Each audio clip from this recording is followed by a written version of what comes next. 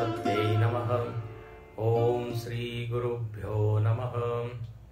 समस्तजनकल्याणे निरतं करुणामयं नमामि चिन्मयं देवं सद्गुरुं ब्रह्मविद्वरम्।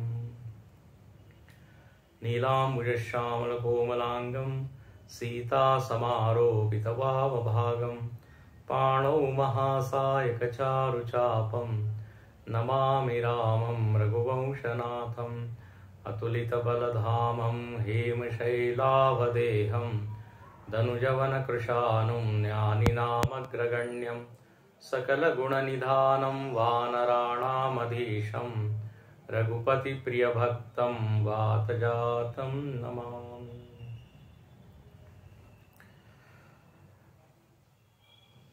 अरण्यकांड में हम लोगों ने पीछे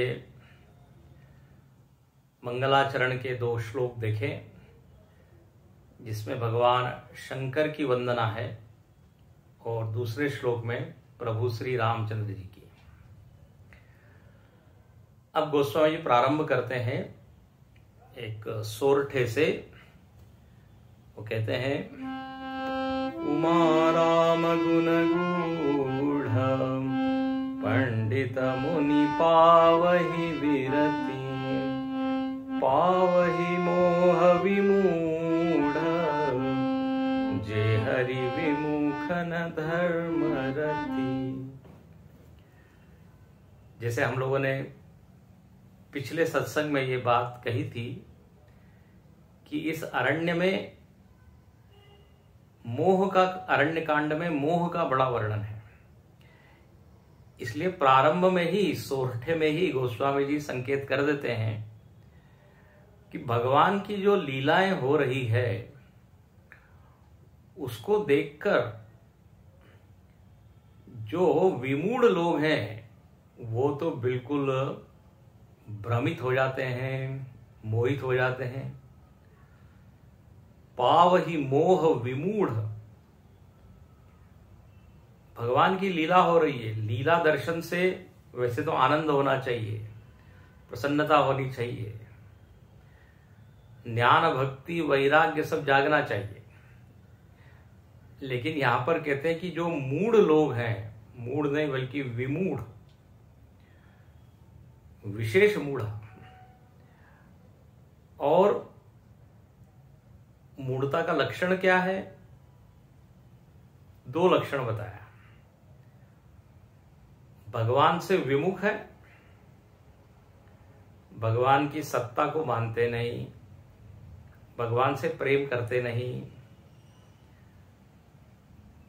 एक तो ये लक्षण। और दूसरा लक्षण न धर्मरत, धर्म में भी उनकी कोई रति नहीं, प्रीति नहीं, आनंद नहीं, व्यवहार धर्मपूर्वक नहीं है, बल्कि अधर्म ही जिनको प्रिय है। तो अधर्म का आचरण हो रहा है और दूसरी तरफ भक्ति भी नहीं है। तो अब ऐसे अंतःकरण से यदि हम भगवत कथा सुनेंगे तो उस कथा में केवल दोष ही नजर आएंगे, केवल भगवान की गलतियां ही नजर आएगी। अब देखिए, वही लीला है, वही चरित्र है, लेकिन उसको जब पंडित लोग देखते हैं, सुनते हैं, चिंतन करते हैं उन लीलाओं का, तो फलश्रुति क्या बताई? फल क्या बताया? पावहि विरति, वैराग्य को प्राप्त होते हैं। और ये लोग कौन है? मुनि है, उच्च साधक है, मनन करने वाले हैं। तो देखिए, शुद्ध अंतःकरण से, निष्पक्षता से यदि हम लीलाओं को देखेंगे तो ये तो बात सामने आएगी कि कथा श्रवण से लाभ होगा, सकारात्मक प्रभाव पड़ेगा। उसके लिए मुनि बनना पड़ेगा। मुनि बनेंगे तो पावई विरति। और यहां पे एक और बहुत महत्वपूर्ण बात गोस्वामी जी लिखते हैं बोले राम जी को लेके लोग भ्रमित क्यों हो जाते हैं, कंफ्यूज क्यों हो जाते हैं? क्योंकि उमा राम गुण गूढ़, राम जी के गुण बड़े गूढ़ है, उनका चरित्र जो है गूढ़ है। श्रोता वक्ता ज्ञान निधि कथा राम के गूढ़, ऐसा लिखा है। गोस्वामी स्वयं कहते हैं, बोले मुझको पहले कुछ समझ में नहीं आई कथा, मैं विमूढ़ था। अब कथा है गूढ़ और हम है मूढ़ तो बात बनेगी नहीं। इसलिए अधिकार का संपादन करना चाहिए। अंतःकरण की मलिनता को हटाकर फिर देखें, फिर सुने। और ये बात देखिए, कौन सुना रहा है किसको? भगवान शंकर सुना रहे हैं उमा जी को। मानो कि उमा जी को याद करा रहे हैं कि आप जब सती के रूप में थी तब आपको भी कथा समझ में आई नहीं थी, आप भी मोहित हो गई थी। 2-3 लोग यहां पर रामायण में मोहित हो गए हैं, गरुड़ जी, सती, भरद्वाज ऋषि।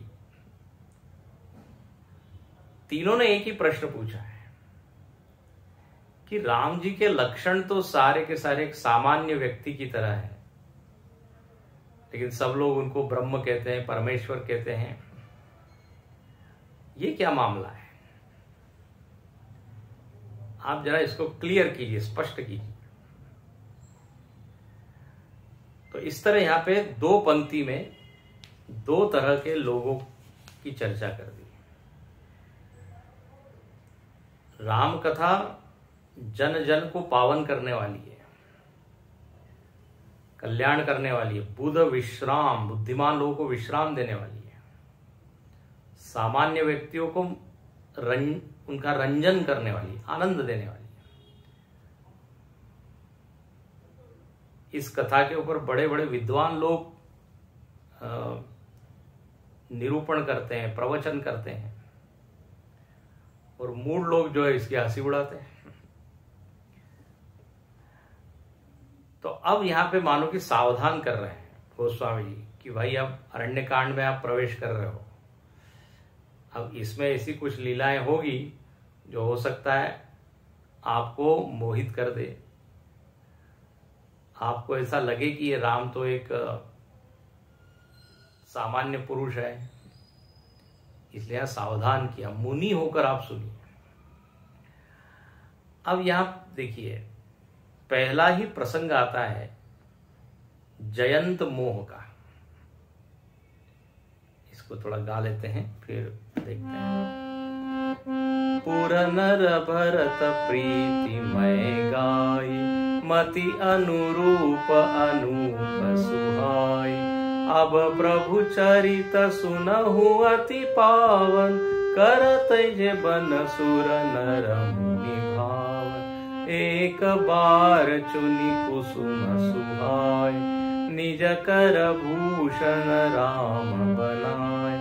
सीत ही पहिराए प्रभु सादर, बैठे फटिक शिला पर सुंदर। सुरपति सुत धरि बायस वेशा, 60 चाहत रघुपति बल देखा। जिमि पिपीलिका सागर था, महामंद मति पावन चा। सीता चरण चोचहति भागा, मूढ़ मंद मति कारण कागा। चला रुधिर रघुनायक जाना, सीक धनुष सायक संधान।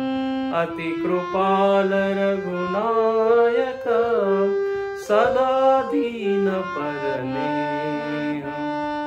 तासन आई कीन कछु चलु, मूरख अवगुण ने।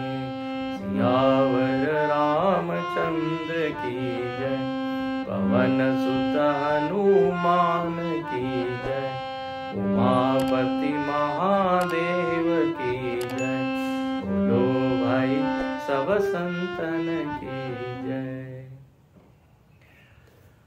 गोस्वामी जी पिछले कांड को याद करते हुए बोलते हैं कि हमने भरत जी का जो प्रेम है, भरत जी का जो गहरा प्रेम है, समुद्र की तरह, बोले उस गहन प्रीति का, गंभीर प्रीति का वर्णन हमने किया। और यहां लिख देते हैं कि मति अनुरूप अनूप सुहाय, यथा मति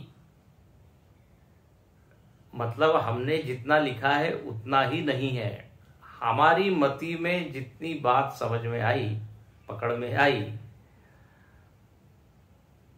वही हमने लिखा है। इसलिए अयोध्या कांड में तो लिखते हैं कि भरत जी का प्रेम तो समुद्र से भी गहरा है। वो जो भगवान के साथ उनका विरह हुआ, वो मानो कि निमित्त बना, कारण बना, वो प्रेम दुनिया के सामने प्रकट हुआ। यदि राम जी वन में नहीं जाते तो भरत जी उनसे कितना प्रेम करते हैं ये सामान्य व्यक्ति को मालूम ही नहीं पड़ता। तो प्रेमामृत निकला इस मंथन से। भरत जी के चरित्र का मंथन करें तो प्रेमामृत निकलेगा। बोले वो हमने गाया। अब प्रभु चरित सुनहु अति पावन। बोले अब भगवान का चरित्र हम सुनाते हैं जो पावन ही नहीं अति पावन है। हाँ, भगवान का नाम ही है पतित पावन। तो नाम जिनका पावन, चरित्र जिनका पावन, गोस्वामी जी उसमें रमते हैं, बड़ा रस लेके वर्णन करते हैं। बोले करत जे बन असुर नर मुनि भावन। भगवान के इस चरित्र को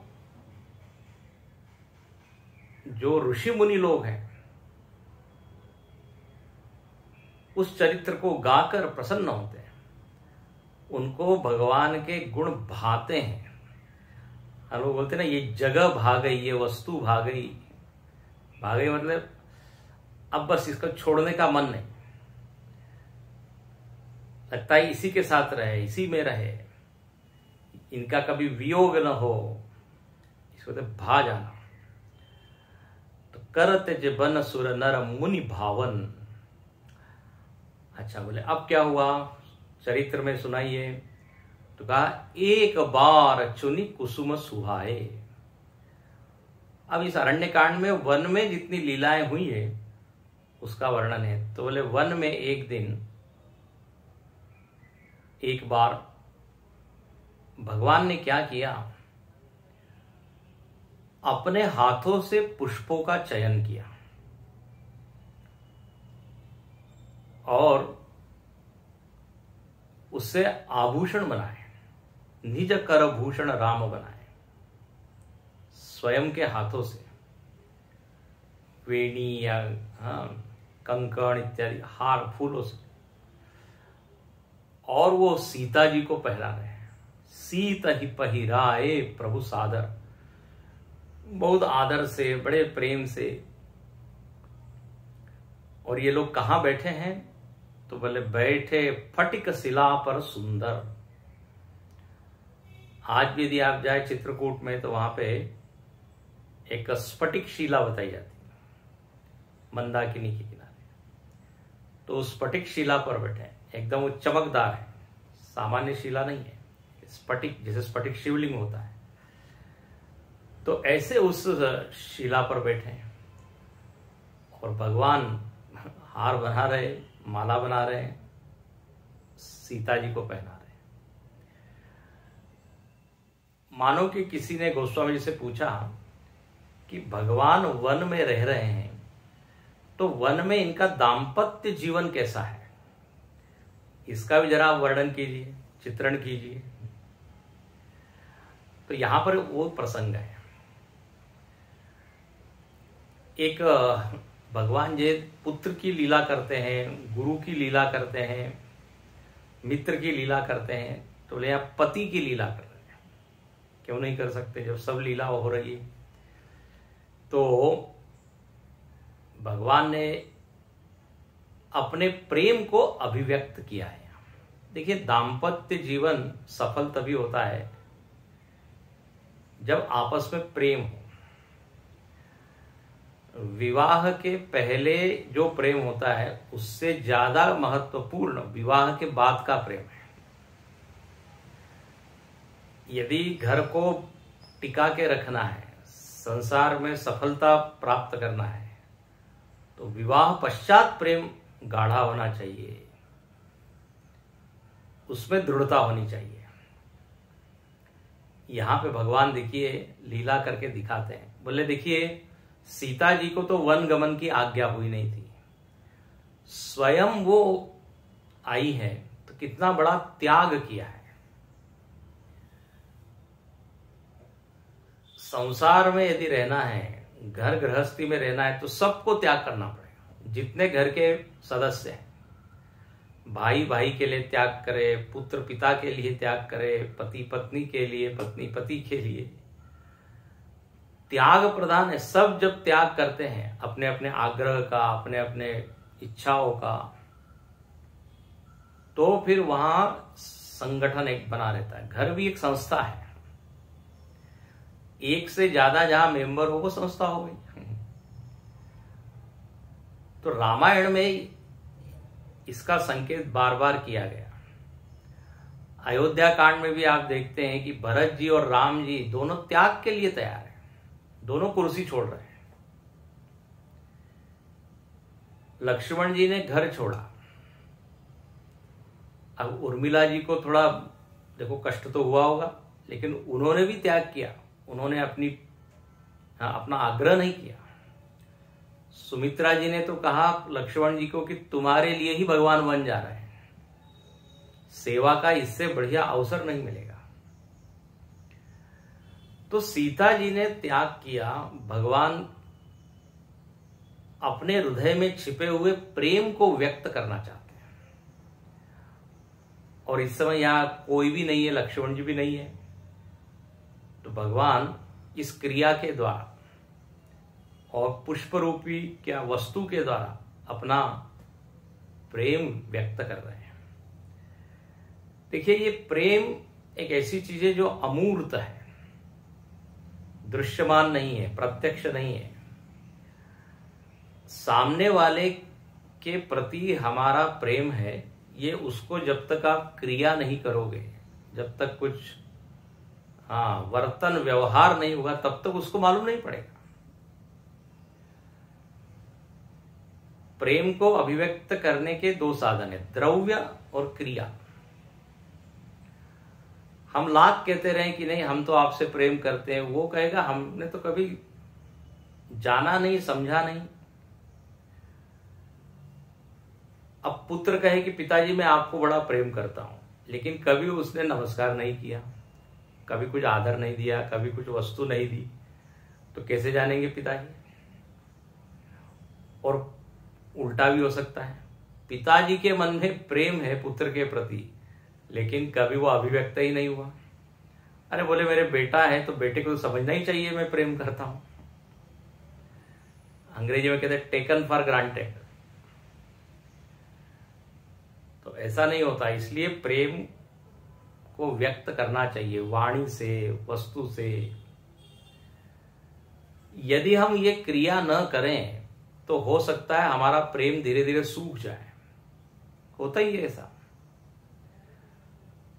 कभी आपने उनसे बातचीत नहीं की, कभी किसी अवसर पर आप गए नहीं, और आप कहें कि हमारा बड़ा प्रेम है, सामने वाला कहेगा ये आप झूठ बोल रहे हो।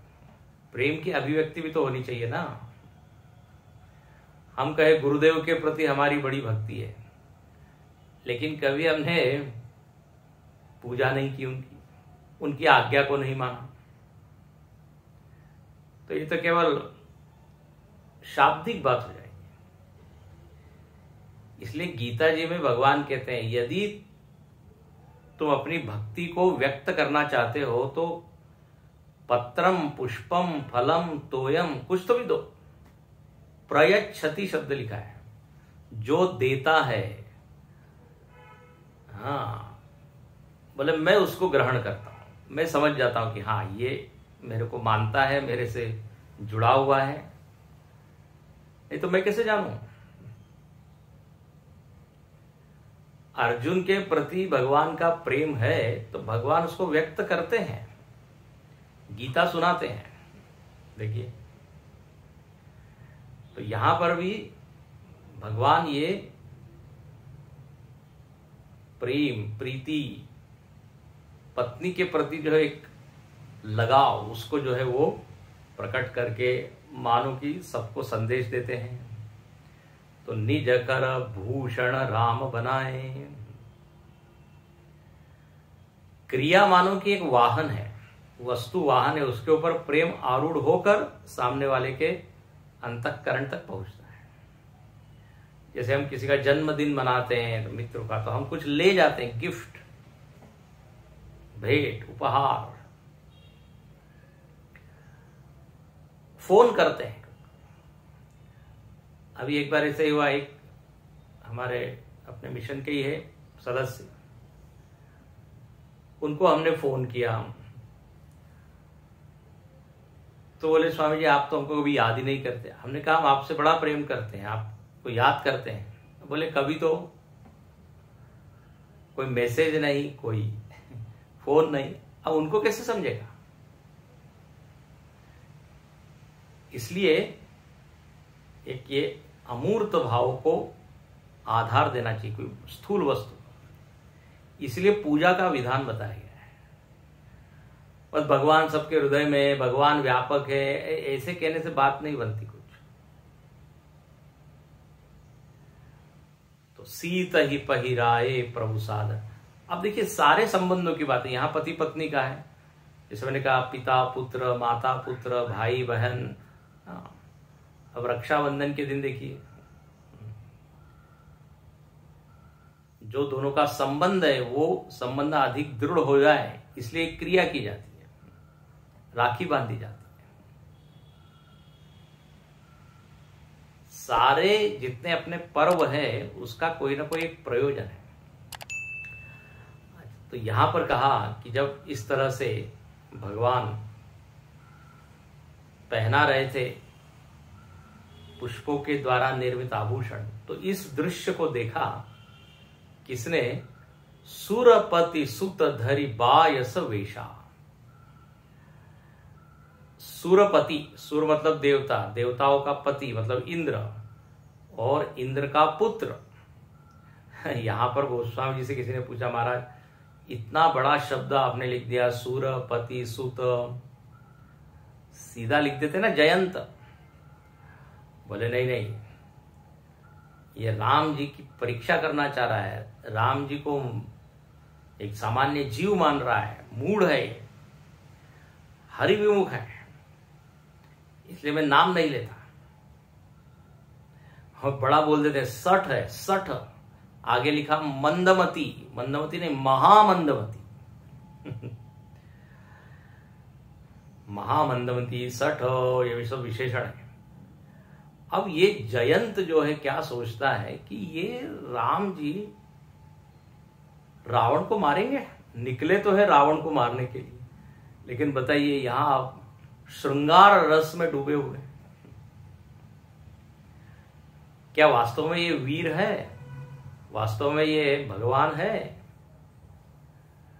तो मुझको तो थोड़ा डाउट हो रहा है, शंका हो रही है। सठ चाहत रघुपति बल देखा।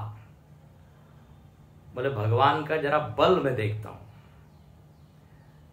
लग तो रहे एक जैसे कोई आसक्त हो व्यक्ति, घर गृहस्थी में ऐसे लग रहे हैं कि क्या वास्तव में बलवान है? रावण इतना महाशूर, महाबलवान, महाशक्तिमान, तो जरा देखें इनका बल कितना है।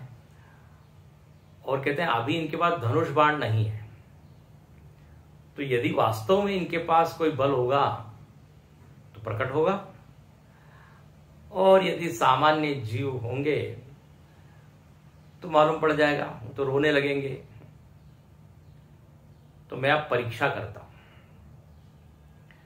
हालांकि अपने शास्त्रों में कहा है अथा तो ब्रह्म जिज्ञासा, अथा तो ब्रह्म परीक्षा नहीं लिखा है। जिज्ञासा और संशय, इसमें थोड़ा फर्क होता है, आगे आप देखेंगे। तो यहां पे तो इसको संशय ही हो गया है और वो चलता है। गोस्वामी जी टिप्पणी करते हैं, बोले जिमी पिपीलिका सागर था। बोले ये इसकी करनी ऐसी है जैसे कोई एक पिपीलिका मतलब चींटी, वो जो है क्या समुद्र को पार करना चाहती है। समुद्र की एक छोटी सी बूंद ही उसको डुबा देगी, किनारे पर। हमारी अल्प बुद्धि है, जुगनू की तरह हमारा प्रकाश है बुद्धि का, और भगवान सूर्य की तरह है। हम लोग चींटी की तरह। तो यहां पर जयंत मानो कि उन सब लोगों का प्रतिनिधित्व कर रहा है जो लोग भगवान को लेके मोहित हैं, भगवान को जो अंडर एस्टिमेट कर रहे हैं। तो समुद्र को जैसे पार कर नहीं सकती चींटी, ऐसे हमारी मति या वो जयंत की मति मंद है, अब वो पार करना चाह रहा है। महामंदवती पावन चाह। अब उसने क्या किया, बोले कैसे जाने, परीक्षा कैसे करे। तो सीता चरण चोच हति भागा। भगवान जो है सीता जी के पैर पर सिर रखकर सिर लेटे हुए हैं और आंख उनकी बंद है। वो जो जयंत है कौवे का रूप ले जाता है, बायस वेशा, बायस मतलब कौवा, काग, और उसने सीता जी के चरणों में चोच मारी और उड़ चला।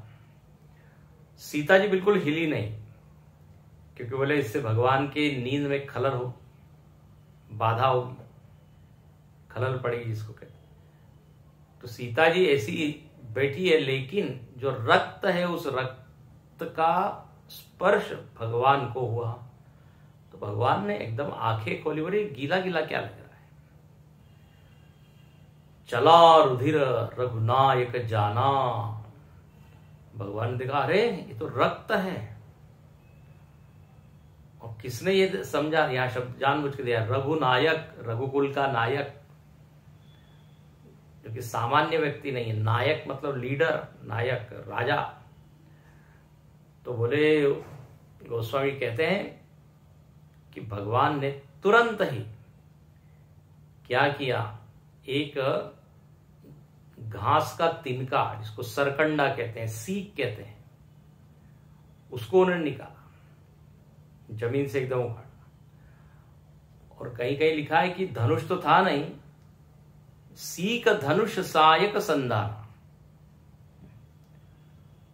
धनुष भी सीक का बनाया और बाण भी सीक का, घास का, और उस तृण को जो है उसके ऊपर छोड़ा है अभिमंत्रित करके। अब कहते हैं वह जो सीक जो है बाण का काम कर रहा है, उसके पीछे पीछे पीछे जा रहा है।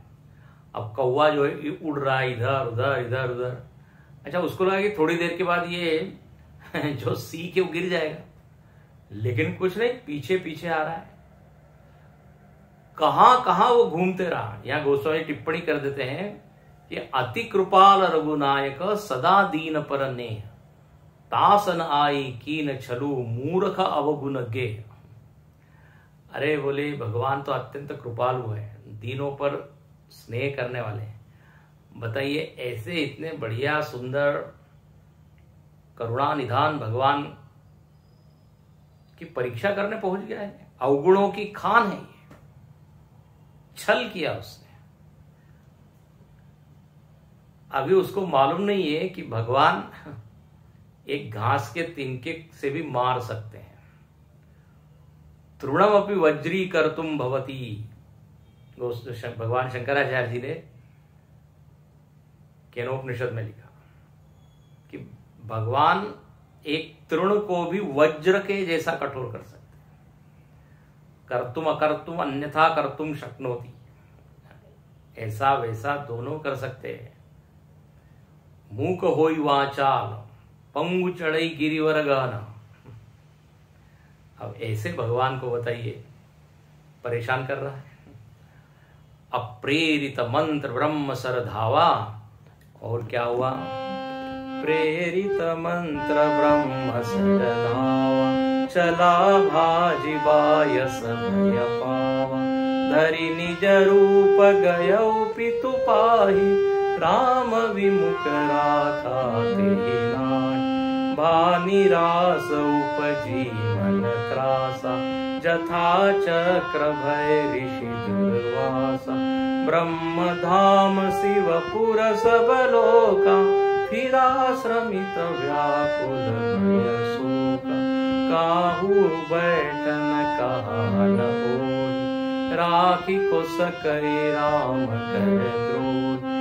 मातु मृत्यु पितु समन समाना, सुधा होई विष सुनु हरियाना। मित्र करई सतरिपु कह करनी, ताकह विबुध नदी वै तरनी। सब जगुताहि अनलहु ते ताता, जो रघुवीर विमुख सुनो भ्राता। अब वो जो अभिमंत्रित सीख है वो पीछे पीछे जा रहा है। अब बेचारा घबराया, कभी इधर जा रहा है कभी उधर भाग रहा है। बोले अब तो पिताजी के पास जाना चाहिए, वापस अपने घर इंद्रलोक। पिताजी ने जब देखा कि ये आ रहा है तो राम विमुख राखा ते नहीं, बोले जाओ जाओ निकल जाओ, यहां कोई स्थान नहीं तुम्हारे लिए। राम विमुख हो तुम। मानो कि उसने वहां नॉक किया होगा दरवाजे पर, देखा इंद्र ने ये आया है, बंद कर दिया था। अब वो जो कौवा है जयंत बड़ा निराश हो गया। बोले अरे पिताजी ने बताइए, अब घर में ही जिसको स्थान नहीं तो अब बाहर कैसे मिलेगा। वो प्रयत्न कर रहा है। या उदाहरण बड़ा अच्छा देते हैं, बोले जैसे दुर्वासा ऋषि के पीछे चक्र लगा था। अम्बरीश की कथा है, आप जानते होंगे, श्रीमद् भागवत में कथा आती है। अम्बरीश के प्रति उन्होंने थोड़ा गुस्सा कर दिया। हालांकि अम्बरीश इतने बड़े सात्विक सदाचारी धर्म संपन्न, उन्होंने एकादशी का व्रत किया था, कथा है पूरी, आप भागवत में है उसको पढ़िए। दुर्वासा ऋषि नाराज हो गए, उन्होंने कृत्या उत्पन्न की। भगवान के सुदर्शन चक्र ने उस कृत्या को मार दिया और दुर्वासा के पीछे वो सुदर्शन चक्र चला पड़ा। बोले हमारे भक्त का अपमान कर रहे हो, उस पर बिना कारण गुस्सा कर रहे हो। दुर्वासा ऋषि की भी यही स्थिति हुई थी जो जयंत की। अंत में वो अम्बरीश की ही शरण में गए, तभी उस चक्र से बच पाए। यहां पर कहते हैं ये जो जयंत है ब्रह्मलोक गया, पहले इंद्रलोक गया फिर ब्रह्मलोक गया। ब्रह्मा जी ने भी कह दिया हरिओम, हम तुम्हारी कोई मदद नहीं कर सकते। शिव जी के पास गया, शिव जी ने कहा अरे हमारे राम जी का तुमने इस तरह से चोच मारी है, बिल्कुल गलत है, सीता जी का अपमान किया।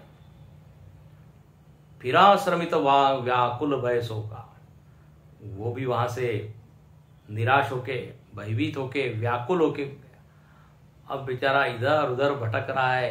काहू बैठन कहा न होनी, रखने की तो बात दूर, आश्रय देने की बात तो दूर, बैठने के लिए भी किसी ने नहीं कहा उसको। और अब यहां पे गोस्वामी जी इस प्रसंग के ऊपर बड़ी अच्छी टिप्पणी कर देते हैं। बोले जो राम जी के विमुख होता है ना, उसकी यही गति होती है, सब अपने लोग पराये हो जाते हैं। मातु मृत्यु पितु समन समाना, बोले उसके लिए माता मृत्यु के समान, पिता जो है वो यमराज के समान हो जाते हैं। ओहो, और जो अमृत है वो विष के जैसा हो जाता है, सब उल्टा। मित्र सैकड़ों शत्रु के तरह हो जाते हैं। देव नदी गंगा वो जो है वैतरणी के समान हो जाती है। यमपुरी, यमपुरी में जो नदी बहती है वो वैतरणी। तो सब जो हितकारी थे, जो अपने थे, वो सब पराये हो गए। जो कल्याण करने वाले वो सब उन्होंने हाथ उठा देते, बोले हम नहीं आपकी मदद करें। अच्छा ठीक, इसके उल्टा सुंदरकांड में वर्णन है। गरल सुधा रिपु करहि मिताई, गोपद सिंधु अनल शीतलाई। बहुत ही अच्छा। बोले जो राम जी की भक्ति करता है, राम जी का काम करता है, उसके लिए विष जो है अमृत के जैसा हो जाता है, शत्रु मित्र हो जाते हैं, और विशाल समुद्र गाय के खुर इतना छोटा सा हो जाता है जो कि आसानी से पार किया जा सकता है।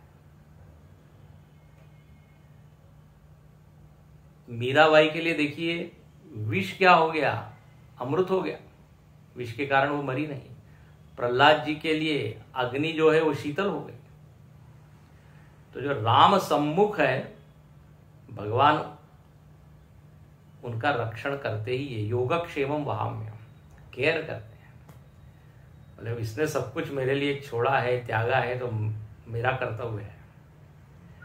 लेकिन जो राम विमुख होता है उसके ये सब स्थिति होती है।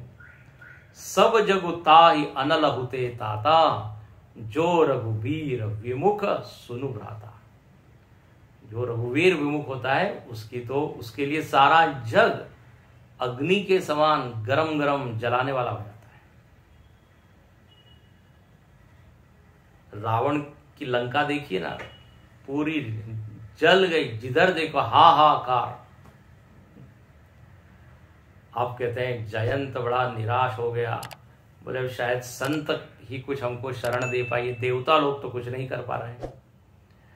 तो संत ने देखा, और संत यहां पर कौन? देवर्षि नारद।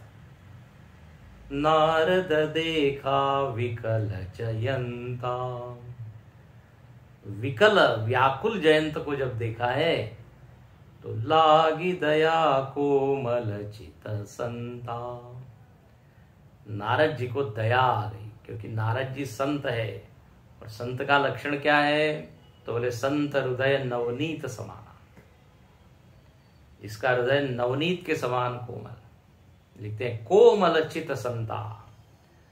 नारद जी तो देखिए भगवान से जोड़ने वाले हैं, भक्ति की स्थापना करने वाले हैं। देखा उन्होंने जयंत को, दया आ गई, बोले इस पर कृपा करनी चाहिए। पठवा तुरत राम पहिताही, कहे सी पुकारी प्रणत हित पाए।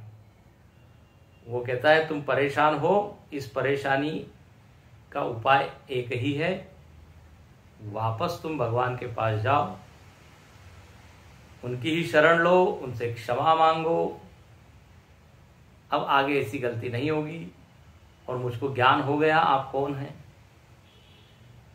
बार बार क्षमा मांगो, बोलो त्राहि माम, मैं प्रणत हूं, प्रपन्न पारिजाताय, लिखा ना। जो प्रपन्न होता है उसके ऊपर तो भगवान जो है कृपा करते हैं। तो प्रणत हित पाही, तुम भी क्या हो जाओ, उनके पैर पकड़ो। ऐसी सलाह दी है, और जयंत जो है वो वापस जाता है। उसके बाद क्या घटना घटती है वो हम देखेंगे अगले प्रवचन में। ओम पूर्णमदः पूर्णमिदं पूर्णात् पूर्णमुदच्यते, पूर्णस्य पूर्णमादाय पूर्णमेवावशिष्यते। ओम शांति शांति शांति। हरि ओम। श्री गुरुभ्यो नमः। हरि ओम।